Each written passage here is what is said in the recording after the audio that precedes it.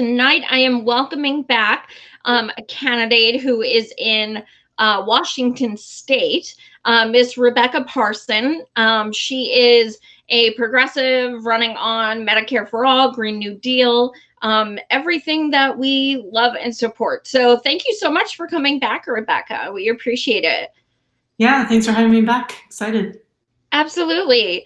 So I was looking through your Twitter and, first I should say, are you running against just the incumbent or are there others?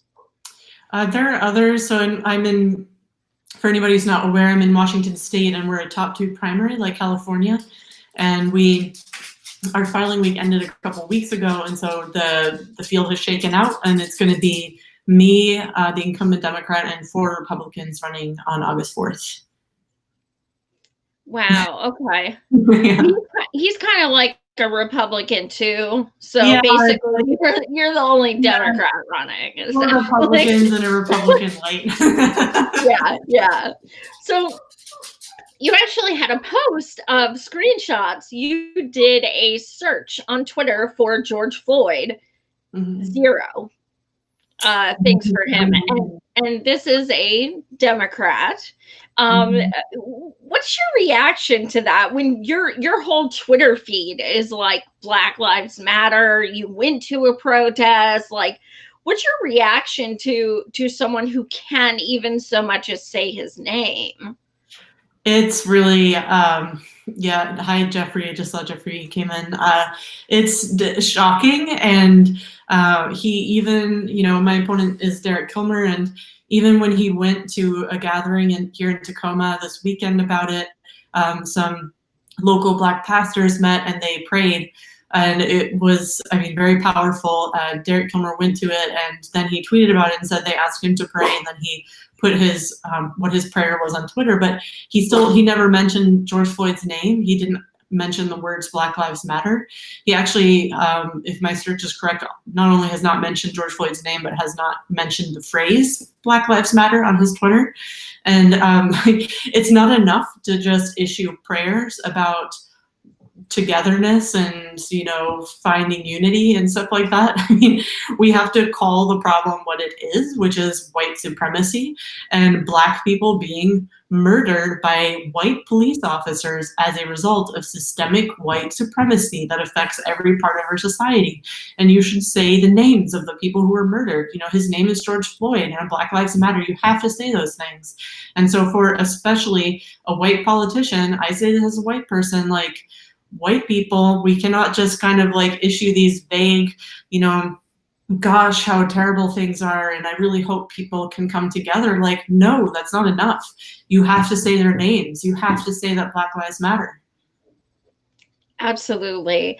What is the demographic breakup of your district? My district as a whole is 80% white and then about 8% African American. But Tacoma has, out of the mid-sized to large cities in the Pacific Northwest, it has proportionally the highest population of African Americans, like percentage-wise as part of the population. And the Hilltop neighborhood in Tacoma is one of the few majority-minority neighborhoods in the Pacific Northwest. It's a traditionally African American neighborhood, and because of rising rents and gentrification, a lot of the residents of the neighborhood are being pushed out. And so if you're the representative for this district, you really need to do better on this issue. And going into that, you do talk about housing as a human right, and you have actually worked in that, and you have experience. Do you want to touch on that, your experience with housing? Yeah, I myself am a renter. There are very few renters in Congress. It's a club for millionaires. And Tacoma has one of the fastest rising rates of rent in the country. So, we're not as expensive as New York, Seattle, San Francisco, but from where we are and how much it's rising faster than those places. It's very, very quickly, the rate at which rent is rising is completely unsustainable. And so I've been involved with a group called the Tacoma Tenants Organizing Committee, which formed a couple years ago after an out-of-town developer bought a low-income building. So It was not a subsidized building, but it was just the rents were very low, and it was very poorly kept up. And people lived there because they couldn't afford anywhere else. And people who were living there were, people with disabilities, who were living on disability, people with felonies, and due to housing discrimination, they couldn't find anywhere else. People living on Social Security, on a fixed income, people in recovery, and people who had been homeless before. And this developer came, bought the building, and evicted everybody so that he could renovate and double the rents. And there was a huge outpour and outrage when that happened. And that's how the Tacoma Tenants Organizing Committee started. It originally started for that building, the Tiki Apartments, and going, those residents going to city council and telling their story and saying what was happening and really bringing attention to it. And as a result, some laws have been passed in Tacoma to protect renters a little bit more, longer notice for eviction. There's now a fund for people who are low income and evicted for certain reasons. They can apply to get relocation assistance to the city fund. And some of those protections then inspired state law that went into place in the last couple of years. So the Tacoma Tenants Organizing Committee has had a lot of success. But at the same time, there's a lot more that needs to be done. In Washington state, rent control is banned statewide. As a result of the real estate lobby pushing that through. And we also don't have just cause for eviction. So you can be evicted for any reason.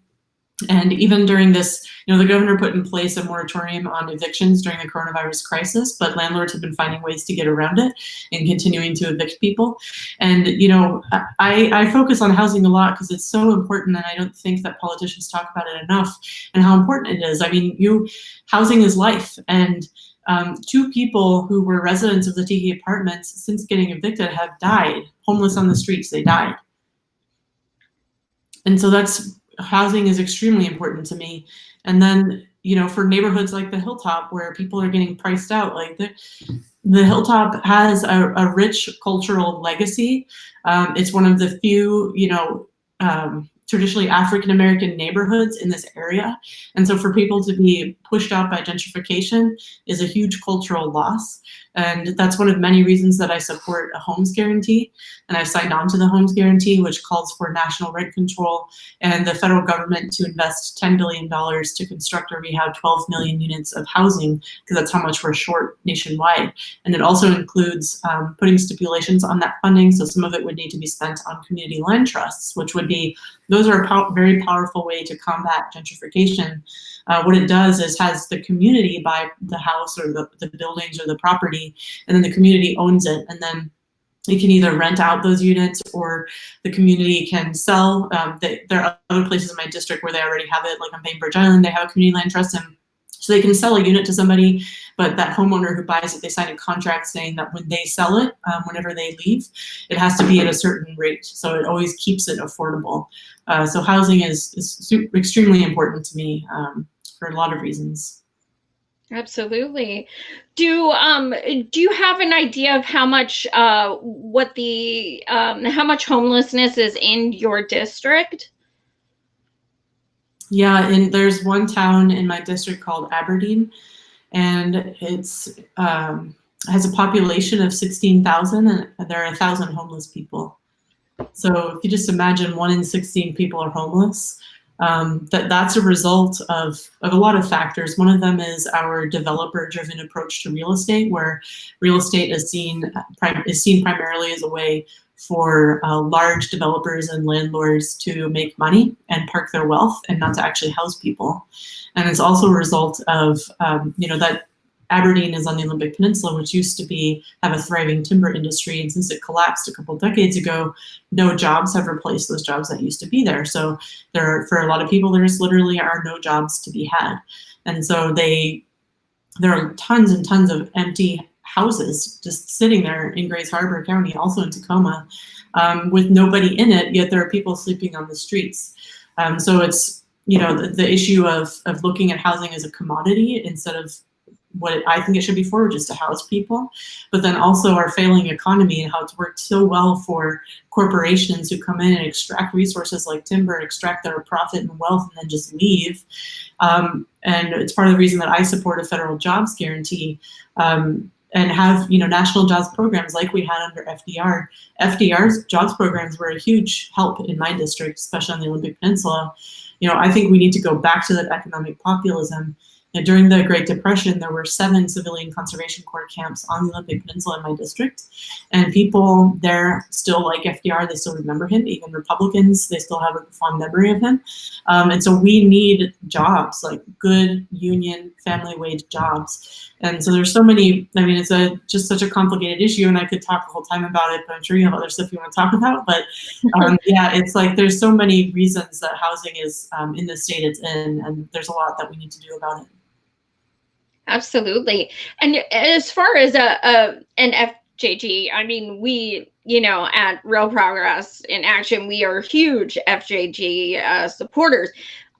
What do you think that would mean for the millions of people who are now either trying to get unemployment or on unemployment? So they would be able to get jobs. So for example, like we obviously need to be making PPE and ventilators. We need to bring a lot of manufacturing back to the US, and that could be part of that. What it would mean for people who are unemployed as well, big issue that a lot of politicians don't talk about is in rural America, there are not enough jobs. And so people have to move if they want to pursue a certain career. And a lot of them don't want to move because that's where they grew up. That's where their family is. Like imagine if you're watching this and you had to leave behind everything just to have a good life and have some economic security. I don't think that should be the case. I think that if you were born in a small town or in a rural county and you want to stay there, you should be able to. And so that's what a federal jobs guarantee would mean. But then also with, the coronavirus, all the opening up that's being done across the country, like where I live in my county, we're still under lockdown. It may open up a little bit soon, we'll see, but it's very different here from what it is in most of the rest of the country. Like we're still pretty much on lockdown here. And so we need that jobs guarantee for any jobs that can be safely done, but we also need a universal basic income. And so that $2,000 a month cash to everyone in the country that people like Rashida Tlaib have been talking about and Ilhan Omar, that's something we really need. And we should look at it continuing beyond the coronavirus pandemic. It obviously has to be structured very carefully. I wouldn't want a program to be put into place where, let's say, a senior who's living on $800 a month, which many are, and then they get, that $2,000 a month payment, and then as a result, they're kicked off their benefits or they're kicked off their health care. Like we obviously wouldn't want to have something like that happen. That's the concern that a lot of people have with UBI, but I believe that we can do it in a way that's structured very carefully and thoughtfully, where we ensure that everybody has an income.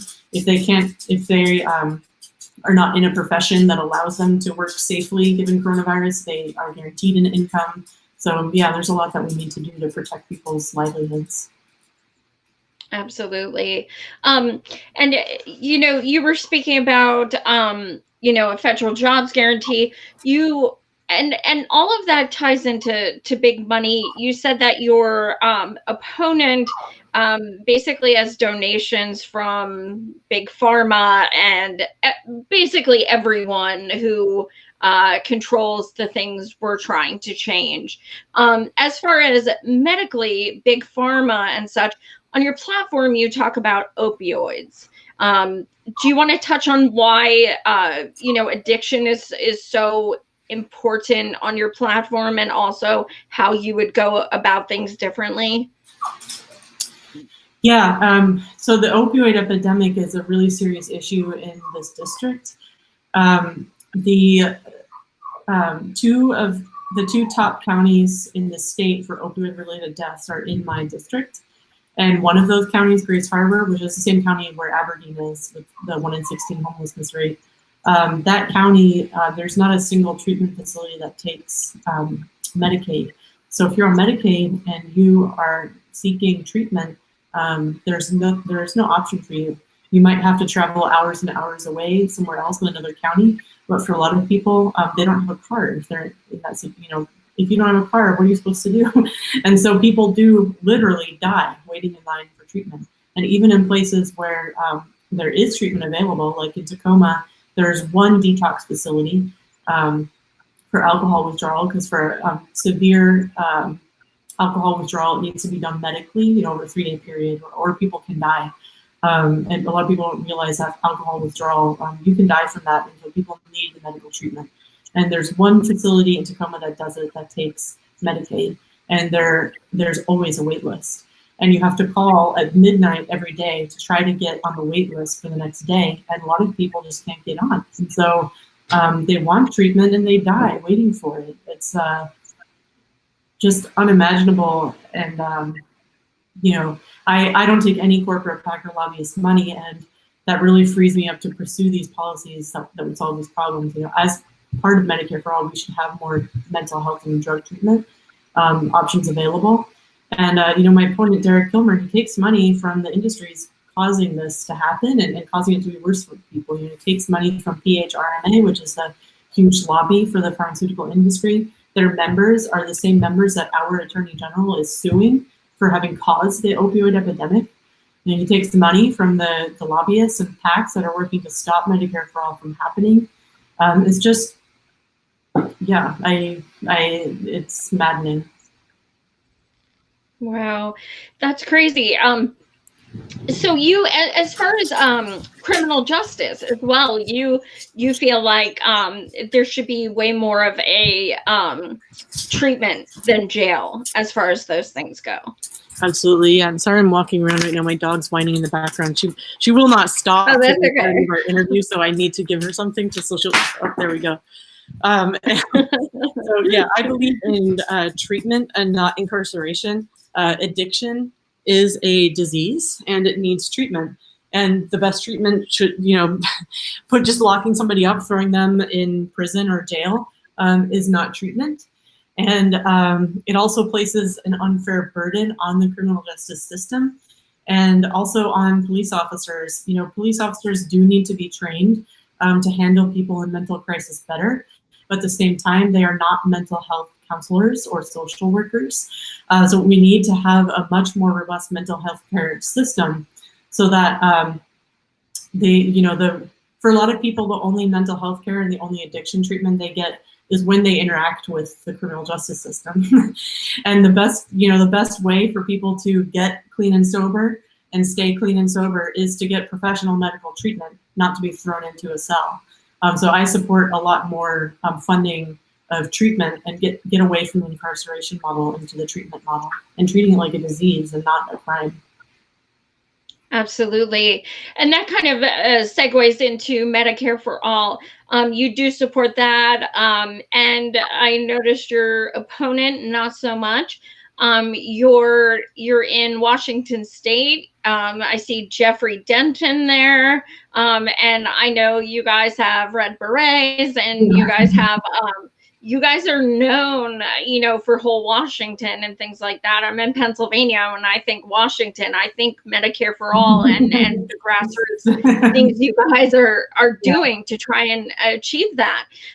So why is Medicare for All important to you personally? Because, yeah, and first of all, yeah, I mean, there's so many passionate activists and grassroots organizers in Washington working to make Medicare for All happen. And I'm on the board of Whole Washington, which for anybody watching who's not familiar, it's a group trying to bring essentially single-payer healthcare to Washington State. And that's actually, you know, the way Canada got universal healthcare, it started with the provinces, and I think Saskatchewan was the first one, and then it went national. And so the idea is like, if the federal government's not going to do its job, we'll pursue it at the state level and, you know, try to get it to happen at the federal level, pursue both options at the same time. And for me, Medicare for All is so personal because I have, you know, I have a friend who is a diabetic and is on the ACA, but even when he was on the ACA, he couldn't afford insulin, and so he went without it for years. He had a massive heart attack, had to get double bypass surgery, almost died. And the surgeon told him that that would not have happened if he had been on insulin all that time. You know, this is a man who he had health insurance. He was on the ACA, he was on Obamacare, and he could not afford insulin and almost died because of it. So yes, there are still millions of people who are uninsured, but there are lots of people who are underinsured. What's the point of having healthcare if you can't afford to use it? And so like, I almost lost a friend because we don't have Medicare for All. And I have, you know, friends who have sought, you know, drug and alcohol treatment, It's been very difficult. I have friends also with disabilities who've tried to navigate the system, trying to get the care they need. And it's just, yeah, Medicare for All is really important to me because we're losing lives because of it. And we're also greatly diminishing the quality of people's lives. You know, they live with diseases and illnesses for their entire lives that, you know, they could get treatment for and have much, much higher quality of life. So it's about getting everybody insured, but then getting everybody properly insured where they can actually afford to use it.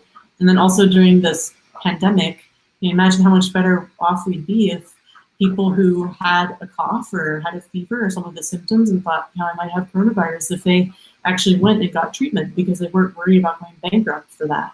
We'd be in a much better situation. 100,000 people may not have died.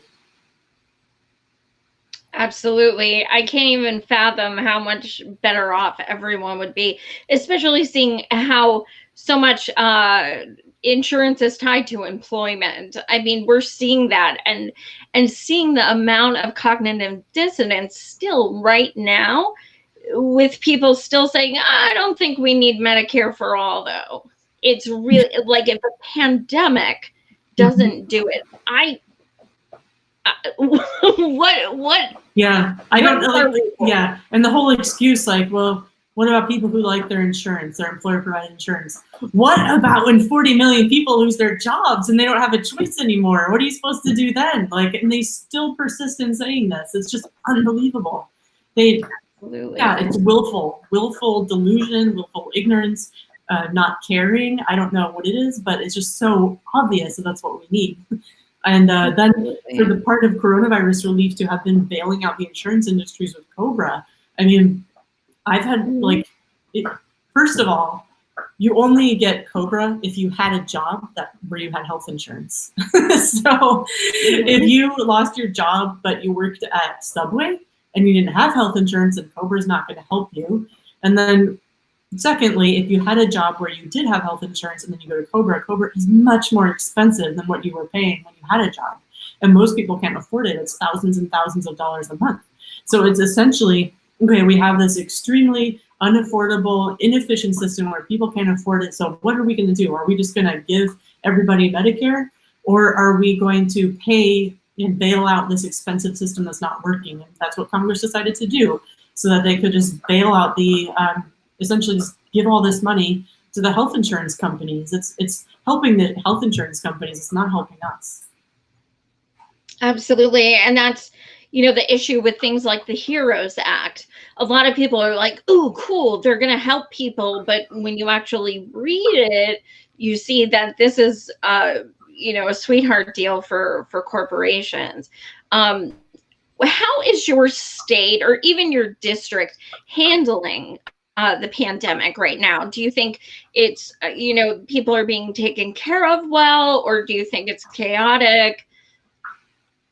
Well, compared to a lot of the rest of the country, I do think that Governor Inslee is doing a good job. He's approaching it from a science-based perspective, very cautiously. We were one of the first states to go into lockdown. The first confirmed outbreak in the country was in Washington State, and actually not far from my district. So I think the first or one of the first congressional campaigns in the country to suspend canvassing, because we wanted to be on the safe side and not have the campaign be contributing to this in any way. And so he's been very cautious, and like, you know, some states he's put forward a 4-phase plan, and the phase 4 is essentially almost back to normal. And certain counties can apply to go to phase 2 before others. The one I'm in, we're still in phase 1, which just means lockdown.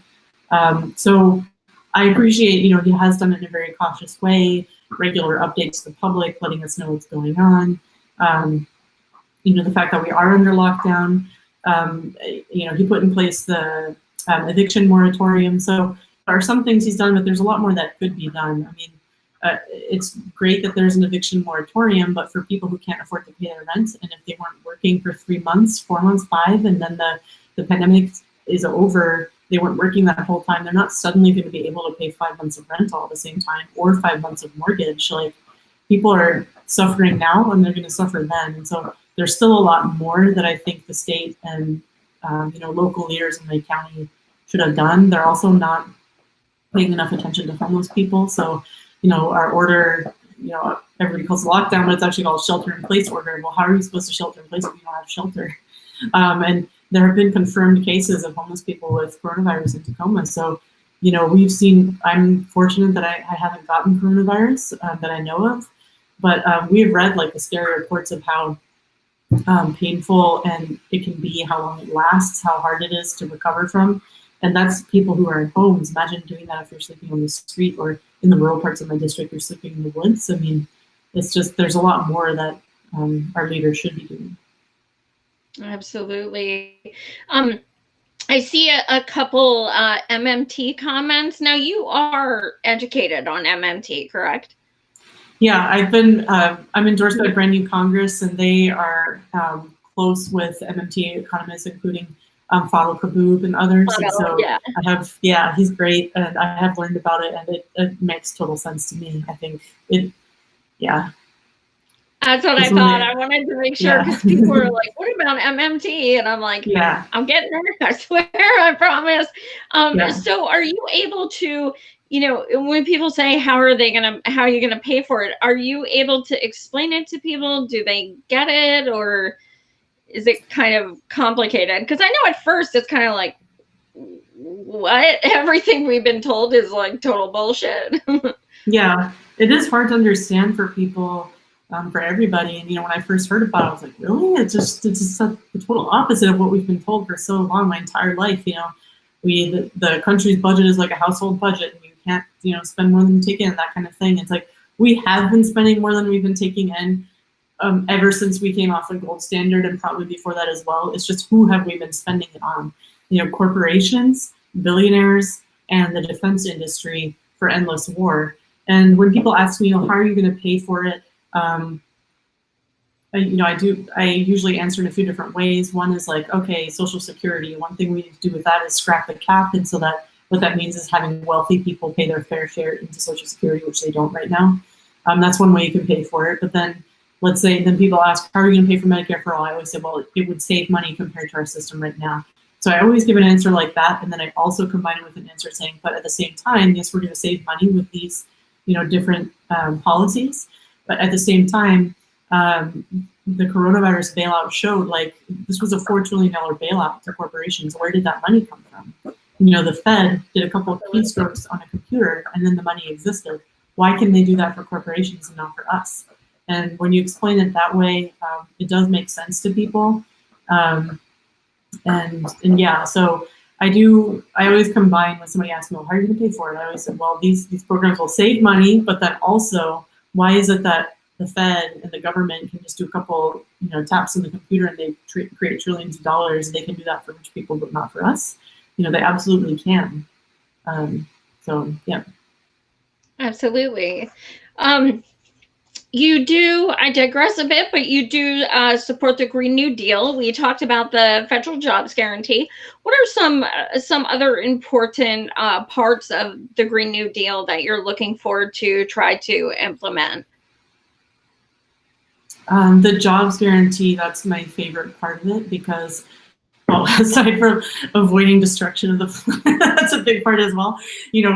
Avoiding the worst consequences of climate change by making this, radical changes to our economy by 2030. That is the most important. And that's actually why I decided to run for Congress and go straight from, first-time candidate running for Congress. People ask me, why didn't you start with something smaller? And it's like, well, because Derek Kilmer has made it, abundantly clear that he is not going to support the Green New Deal. And if I went that traditional route of starting with other races and kind of working my way up, I would be past 2030 by that point, and we just don't have the time. And so that's why I decided to run this cycle for Congress. But then the federal jobs guarantee is something I'm really excited about. So sometimes people think, why is a jobs guarantee part of the Green New Deal? Well, if we're going to transition to a 100% renewable economy, that's going to take a lot of work. All the buildings, the building that I'm sitting in, probably the building that people are sitting in while they're watching this interview, is probably not as energy efficient as it could be. All of the buildings are a major source of emissions and warming and climate change. And so all that retrofitting that needs to be done, that's going to take a lot of work and a lot of jobs to do that. Constructing more green transportation, high-speed rail, stuff like that. It's just on and on. There's a lot of work that needs to be done to transition and make such a large change from the fossil fuel economy we have now to the renewable economy that we need. And so that's why federal jobs guarantee is part of it, both from a moral perspective, like everybody should be able to get a job, but also from a practical perspective, we just need people to do all the work that needs to be done to make this happen. Absolutely. You also have free college tuition on your platform. I didn't see anything. Oh, well, I didn't actually have a chance to click on the link of that particular one. Do you also support student loan forgiveness? I do, yeah. I think we should have a cancellation of student debt and also medical debt. Yeah, for sure. Yeah. Thank you. Yes, yeah. please. Yeah, we can afford it, and it's just not fair for people to be starting out their lives like college students with $100,000 or more in debt, but then also people to be in medical debt. I mean, it's just barbaric in the wealthiest country on earth and the wealthiest country in history that people are swimming in debt, just like drowning in it because they got sick and they sought healthcare. Like this, it's just barbaric, and so we need to. I do support a cancellation of medical and student debt. And I think something that's not discussed so much is people make fun of the millennials, you know, that we're starting families, we're starting them later, we're not buying houses. And like I say to like the older generation, well, if you want grandkids, then you should support free college and trade school and canceling medical and student debt, because then we will start families and then you'll get grandchildren. So absolutely. Do you want to continue people, or do you want the world to collapse and everyone will just be gone? It's on you. Yes. Also, you know, you look at all these nurses and doctors, you're telling me after all they're going through, you don't think they should have their loans forgiven? This is, it's just mind-blowing. We need to do something. And also we've seen that there's a shortage of medical professionals, doctors, nurses. I was just reading the comments, like medical techs, like all these medical professionals that we need, so that, like, you know, earlier in the pandemic, like nurses were flying from other states to New York to help out New York and stuff like that. Like more people bring that baby to the table from Korea. Ranked choice voting. Yeah, we can talk about that later if we have time. But yeah, so we would have more nurses and doctors and other medical professionals if they could afford to go to medical school. So it's just like that's another area where we would be better off in this pandemic if we had this progressive policy. Absolutely. Courtney wants to know about ranked choice voting, which I know is on your platform, and I was actually going to get to. So thank you, Courtney. Yes, I support ranked choice voting and other reforms like multi-member districts, because ranked choice voting is really behind like a lot of the voter shaming that we see. Like you have to vote this way or else, you know, and you're just that instead of coming to people like, here are my policies and here's how I plan to make your life better. It's like, you have to vote for me or you're a bad, you know, Democrat or bad, whatever. If we had ranked choice voting, people could do who they wanted. And it wouldn't be this binary either or choice. So I think we need ranked choice voting and other reforms as well. Washington State actually has one of the best voting systems in the country. It's already all mail-in voting. You don't have to register with the party. I mean, you can't. There is no party registration. When you get your ballot in the mail, you just check a box that says which party you prefer, but that's not registration. And then you can register to vote the same day that you vote. All ballots are in the mail, and the state actually pays for the postage, so you don't even have to put a stamp on it. You just fill out your ballot, put it back in your mailbox, goes out, and your vote's counted. I think we need to have that across the entire country, mail-in balloting, mail-in voting. And you know, Trump's claims that it causes voter fraud is absolutely not true. It's a safe and you know, easily checkable way to vote. Like if you want to combat voter fraud, like paper ballots are really the way to go. Absolutely. And I'm not sure if you guys still do this. Federal jobs guarantee, absolutely. Yeah. I remember when I had Sarah Smith on a few times, and she was saying that you get like a tracking number on your vote so that you can check and make sure it's received?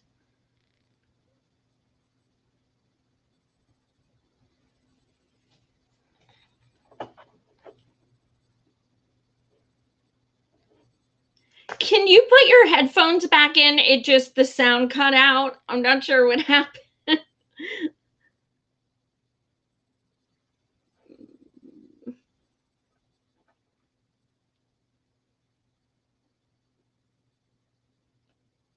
Can you say something? Can't hear you. I'm not sure what happened.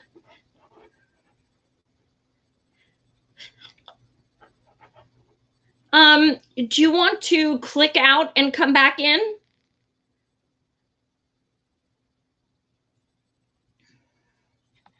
Sorry, guys, not sure what happened. You know, Russia and shit. But thank you guys so much for tuning in. I'm kind of scanning through these comments.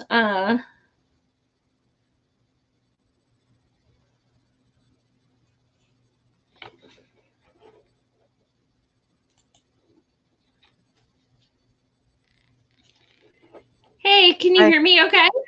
Yeah, can you hear me? There we go. Yeah, I'm not sure what happened. Yeah, I don't know.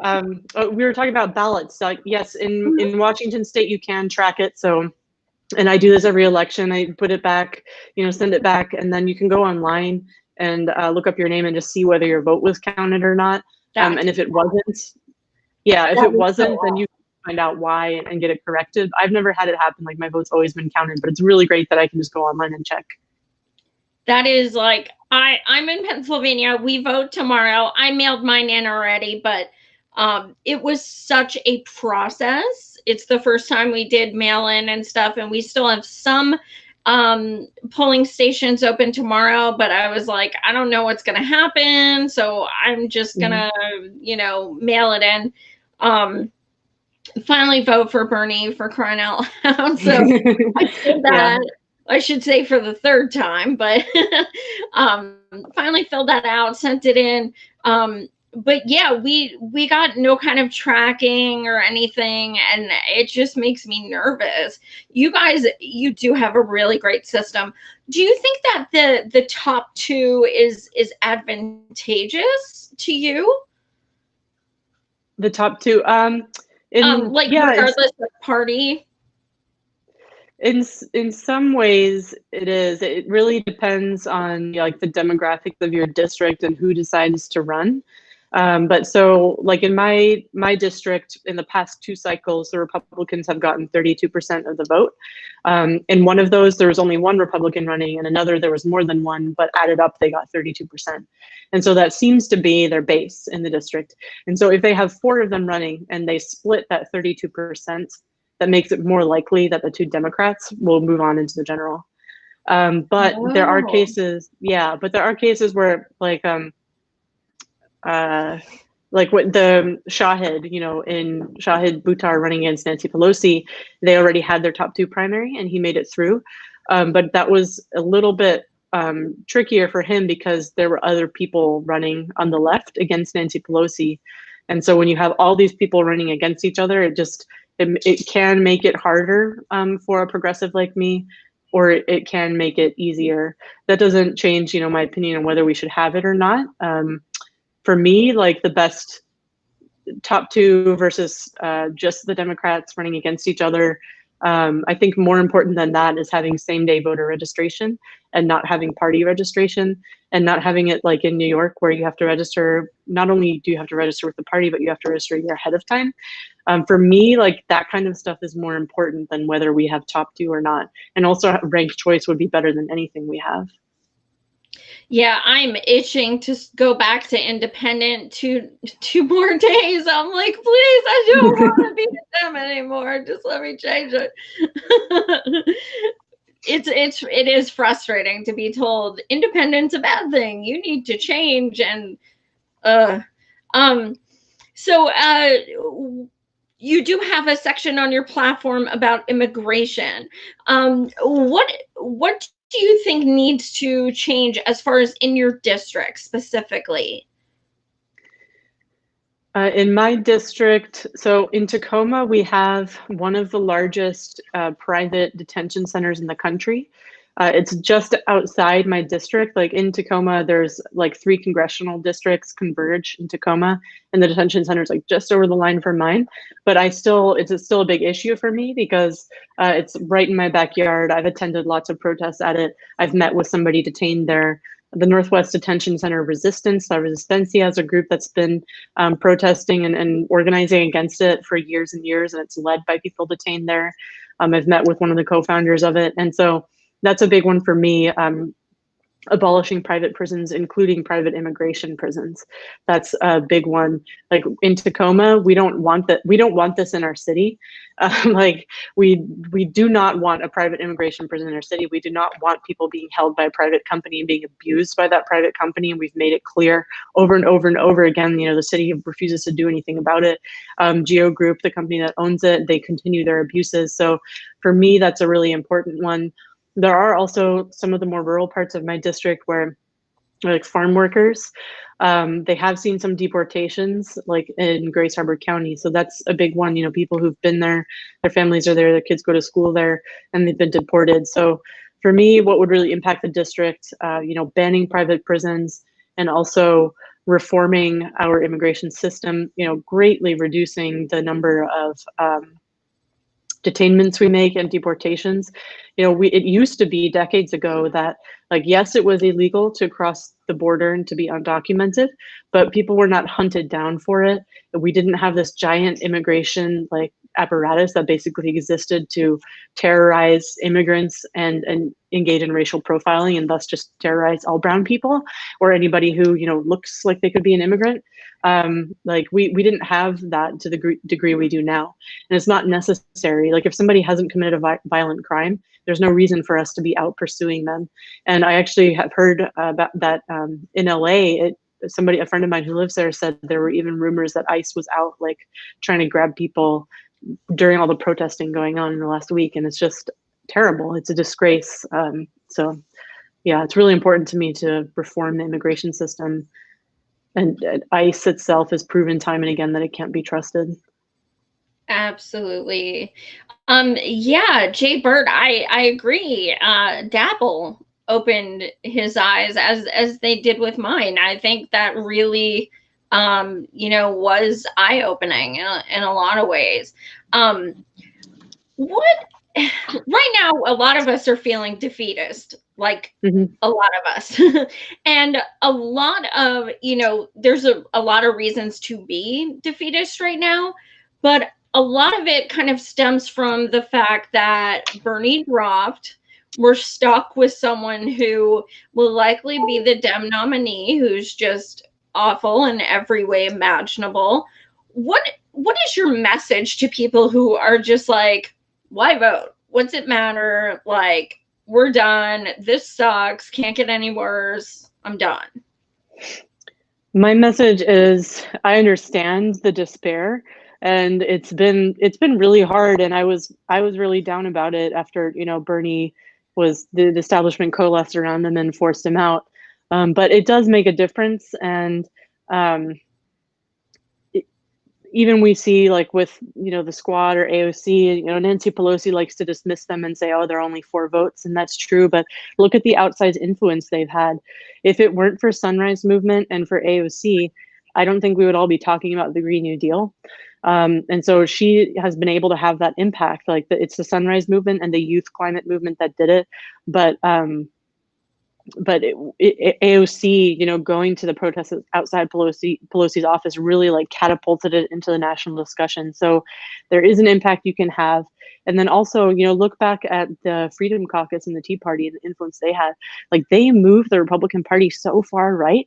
And there were not that many of them. That the Freedom Caucus only started when they founded, they had 10 founding members. And they had such an outsized influence based on the number of them there were. So we can have an impact. And something else, you know, I spoke with a former member of Congress recently who told me like that one of the things that they really miss about being in Congress is the influence they can have and the impact on lives. Like this member of Congress was able to get something into a bill that wasn't his, that impacted and probably saved like tens of thousands of lives in this country. And it didn't make the news, and this member of Congress's name wasn't attached to it, but it saved. And this person said to me, like, I'll always remember that. Like, I was able to get that in, and it saved tens of thousands of lives. And like, when you're in Congress, you really can make a difference.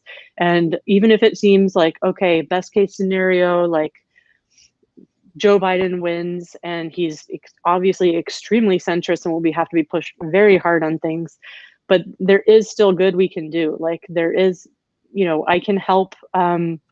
If we expand food stamps, that means millions of kids who aren't hungry every day as a result. Like there are still things we can do, and we can still push for the big, bold policy agenda that we want. And also, in times of crisis is when the biggest change happens. And it can be a change for ill, and continue to be a huge corporate bailout and further the monopolies in our country and the control that oligarchs have over our country. Or we can use the crisis and really use it to make our country more fair. And so there's a lot of potential we have right now and a lot that we can do. So I would say voting does matter. There's always a debate like, does electoral politics really matter? What about other types of organizing? I think all of it matters. Like electoral politics matters. So does labor organizing and tenants' rights organizing, and the protests that are happening right now, the Black Lives Matter movement, it all matters. So I think when we see like one setback in one of those areas, it doesn't mean that we should totally give up on that area. We still keep working on it, and we still keep working in all the other areas that we are as a movement. Absolutely. Yeah, I think it's really important we all remember that even if Bernie got in, we still need people in House and Senate to push his stuff forward and to come up with new plans that he can push forward, and to have people to vote against the shit plans that other people are having. So yeah. We need people on all levels, regardless. Thank you so much for coming back. You're amazing. I'm so excited. Washington's very lucky. Is your vote is August 4th? That's right. Yeah. Awesome. And when do they start sending out the ballots? July 16th. So we've only got about 6 weeks here. Oh, okay. Awesome. Yeah. Do you want to give your website, Twitter, all that fun stuff?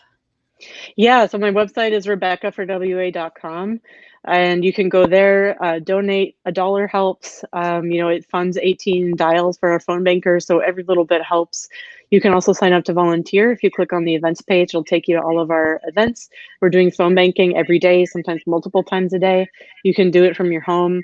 We'll train you on everything we need to do. And we have a lot of former Bernie staffers on our campaign. So the movement continues. And you can also follow me at Twitter, Facebook, and Instagram, Rebecca for WA. Awesome. Well, again, thank you so much for joining us. Thank you guys for watching. Tomorrow, as a Pennsylvanian, I'm so excited. Our votes are being cast.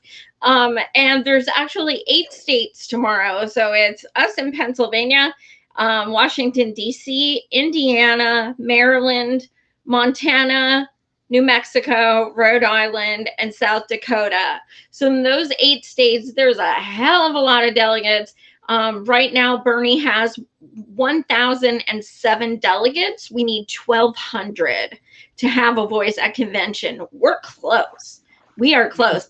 Now, the downside is that Joe has like 1,500 something, and we need to stop him before he gets to like 19 something. So otherwise he's the nom and we're all fucked. But yeah, yay. But vote for Bernie, please. We have 15 primaries still. Vote for Bernie. He's on the ballot. Vote for all Bernie delegates. If the convention is still happening in person, which at this point it is, I will be going to protest just like I did last time, and I'll be filming. And I know a bunch of other burners will be as well. So I may be going live tomorrow night after the results start coming in, or I may just wait till the next night till it's more solidified. Also, Thursday, I have the Miss Angela Walker is coming on. She's the VP choice for Green. So she'll be coming on to discuss her platform with Howie Hawkins and their path to hopefully getting 5% at the very least. So thank you again for watching, and thank you so much, Rebecca. Best of luck with everything. Thank you. Thanks for having me on again. Bye, everybody. Absolutely. Bye.